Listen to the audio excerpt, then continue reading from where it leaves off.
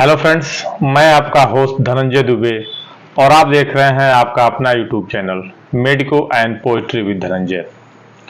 आज हम इस वीडियो में एक नई टॉपिक, नई बीमारी के विषय में बात करेंगे, लैरेंजाइटिस। तो शुरू करते हैं कि लैरेंजाइटिस आपका जो ये वोकल कॉर्ड एरिया होता है, यहाँ आप देख सकते हैं जहाँ से हम आवाज़ निकलती है। तो वोकल कॉर्ड एरिया के आसपास जो सराउंडिंग एरिया होता है हम उसे लाइरेक्स बोलते हैं।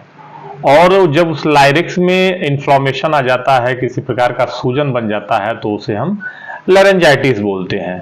जैसा कि आप लैरेंजाइटिस से समझ पा रहे हैं कि इसके लास्ट में टिस शब्द का जुड़ा हुआ है। तो मेडिकल टर्मिनोलॉजी की लैंग्वेज में जहां टिस शब्द जुड़ा हुआ है तो आप समझ सकते हैं कि वहां पे इन्फ्लामेशन, सूजन की बात की जा रही है। तो आज का टॉपिक यही है, लैरेंजाइटिस, गला बैठ जाना।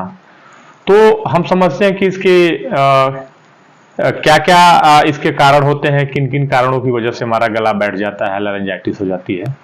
तो उसको हम समझ लेते हैं। सबसे पहले कि जब हमारे वोकल कॉर्ड एरिया, जिसे हम स्वर तंत्र और साउंड बॉक्स भी बोलते हैं, उस पर किसी प्रकार का अत्यधिक दबाव और प्रेशर बनता है, तो वहां पे एक इन्फ्लामेशन, वो ट्रॉमेटिक इंजरी हो जाती है जो बाहर से हमें दिखाई नहीं देती है, बट इंटरनल वोकल कॉर्ड के सराउंडिंग एरिया में इंजरी हो जाती है, जिसकी वजह से इन्फ्लामेशन हो जाता है और हमारा गला बैठ जाता है। जैसे हम किसी जनसमूह में नारा वगैरह लगाते हैं, भाषण देते हैं, या अधिक तीव्रता के साथ फोर्सफुली हम अपनी आवाज निकालते हैं, किसी को डांटते हैं, चिल्लाते हैं, तो ऐसे कंडीशंस में हमारा जो लाइरेक्स है उसमें छोटी मोटी इंजरी आ जाती है, ट्रॉमेटिक इंजरी आ जाती है, जिसकी वजह से हमारा गला बैठ जाता है। इसके साथ ही साथ यदि हमको किसी प्रकार की एलर्जी है तो उस कंडीशंस में भी गले का बैठना देखा गया है।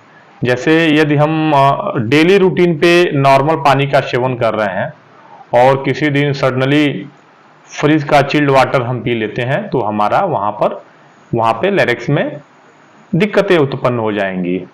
और इसके साथ ही साथ कोई व्यक्ति है जो एक्सेसिव एल्कोहल कंजप्शन करता है, शराब का सेवन अधिक मात्रा में करता है, ऐसे में ये भी समस्या देखी गई है। कोई स्पाइसी फूड ज़्यादा खाता है, या फिर जब मौसम का परिवर्तन होता है, तो ऐसे एलर्जिक कंडीशंस में यह देखा गया है कि उसमें भी ये दिक्कतें आ जाती हैं।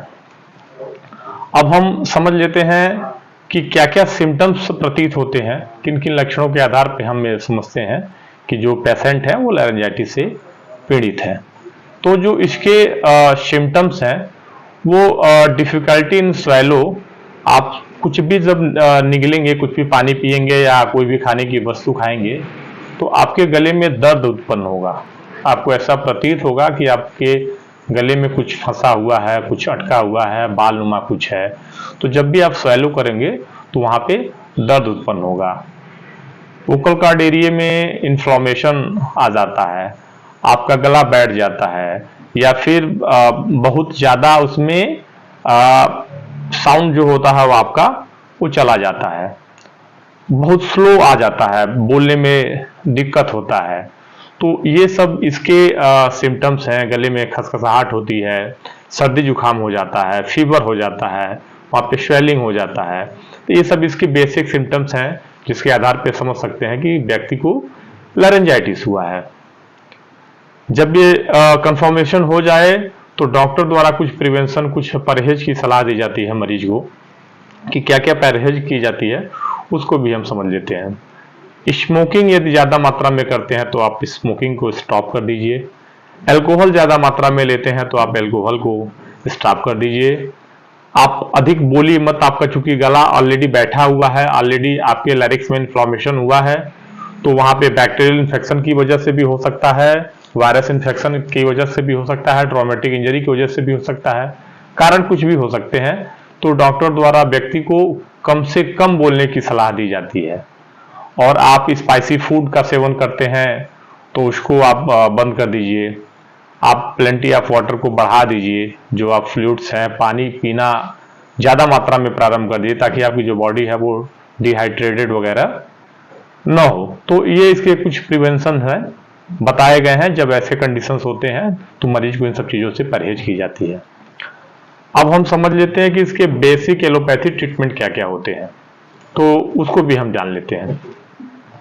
सबसे पहले आपके जो बैक्टीरियल संक्रमण है उसकी रोकथाम के लिए हम एमॉक्सिसिलिन और पोटेशियम क्लोरेट कॉम्बिनेशन का मेडिसिन देते हैं, जो मार्केट में आपको मोक्सिकाइंड सीबी 625, अगमेंटिन 625, मेगा सीबी 625, क्लेवम 625, इन नामों से आसानी से आपको किसी भी केमिस्ट शॉप पे मिल जाएगा। और इसको दिन में 2 बार आपको यूज करना है खाने के पश्चात। इसकी जगह पे आप एजिथ्रोमाइसिन 500 mg भी प्रीफर कर सकते हैं। यह आपको ओडी इस्तेमाल करना है, दिन में 1 बार इस्तेमाल करना है। आपको एजिथ्राल और एजी नाम से ये किसी भी केमिस्ट शॉप पे इजिली मिल जाएगा। यह हो गया आपका एंटी बैक्टीरियल पार्ट। अब आते हैं anti histamine part. Anti allergical जो होते हैं, एलर्जी की वजह से जो दिक्कतें होती हैं, उसकी रोकथाम के लिए कौन कौन से ट्रीटमेंट होते हैं, कौन कौन से मेडिसिन होते हैं, तो उसको हम समझ लेते हैं। आप क्लोरफिनरमाइन 4 mg की CPM 4 mg के नाम से मेडिसिन आती है, उसको दिन में आप 2 बार प्रीफर कर सकते हैं, सुबह और शाम खाने के पश्चात। इसके स्थान पे आप मोन्टेलुकास और लेवोसिट्राजिन कॉम्बिनेशन की मेडिसिन ले सकते हैं। इसको सिर्फ आप रात में सोते समय लेंगे खाने के पश्चात, जो आपको मोन्टेरेल्सी और मोन्टीना एल के नाम से किसी भी केमिस्ट शॉप पे इजी गोइंग में मिल जाएंगे। इसके बाद हम समझते हैं कि एंटी एनाल्जेसिक और एंटीपायरेटिक मेडिसिन कौन होती हैं। तो आपको डाइक्लोफिनक और पैरासीटामॉल कॉम्बिनेशन की टाइनापार के नाम से आपको मिल जाएगा। इसको आप सुबह शाम ले सकते हैं, जिससे कि आपको दर्द में निजात मिलेगी। साथ ही साथ एसिक्लोफेनक और पैरासीटामॉल और सेसियोपेप्टिडेज के नाम से जोडालेस्पी कॉम्बिनेशन की मेडिसिन मिल जाएगी। इसको भी आप सुबह शाम खाने के पश्चात ले सकते हैं। इसके बाद ब्रोंकोडायलेटर के तौर पे डेक्स्ट्रोमेथासोन और क्लोरफिनरमाइन की सिरप आती है, जो आपको मार्केट में कोरेक्स डीएक्स और ग्लिंटर डीएक्स के नाम से इजी गोइंग में मिल जाएगा। तो इसको आप 2 चम्मच 10 ml आप सुबह दोपहर शाम इसको आप ले सकते हैं, जिससे आपको जो भी इसके दौरान हल्की फुल्की सूखी खांसी आती है, उससे आपको निजात मिलेगा। साथ ही साथ पोविडीन आयोडीन का गार्गल आता है, तो बेटाडीन और सिप्लाडीन के नाम से मार्केट में इजिली मिल जाता है।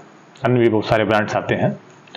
तो उसको 5 ml लेकर के और आधे कप पानी में मिला करके उसको सुबह दोपहर शाम उसको गलाला करना होता है। ये जब ये गलाला करेंगे तो सीधे ही आपके लाइरिक्स पे असर करता है, जिससे आपको जल्दी रिकवरी होती है किसी भी प्रकार का यदि संक्रमण वगैरह इत्यादि हुआ है तो। और कुछ कंडीशंस में यदि बैक्टीरियल इन्फेक्शन ज्यादा हुआ हो और आपके एमॉक्सिसिलिन, पोटेशियम और एजिथ्रोमाइसिन से राहत नहीं मिल रहा हो, तो उस कंडीशंस में आप इंजेक्टेबल सेफ्ट्रेक्सोन 1 ग्राम जो मोनोसेफ के नाम से आता है, उसे भी आप सुबह शाम प्रेफरेंस कर सकते हैं यदि संक्रमण का लेवल ज्यादा होता है तो ये इसके कुछ कंप्लीट बेसिक लारिंजाइटिस के एलोपैथिक ट्रीटमेंट है। इसको यदि आप सेवन करते हैं तो निश्चित तौर पे आपको आराम मिलेगा। तो मैंने इस वीडियो में आपको कंप्लीट थेरेपी बताया लारिंजाइटिस के विषय में, और मेरी यह वीडियो आपको पसंद आई हो और यदि चैनल पे आप पहली बार हो तो कृपया इस चैनल को सब्सक्राइब करके ऑल नोटिफिकेशन पर क्लिक करके हमसे जुड़ें, ताकि दवाइयों से संबंधित वीडियो की नोटिफिकेशन सबसे पहले आप तक पहुंचे।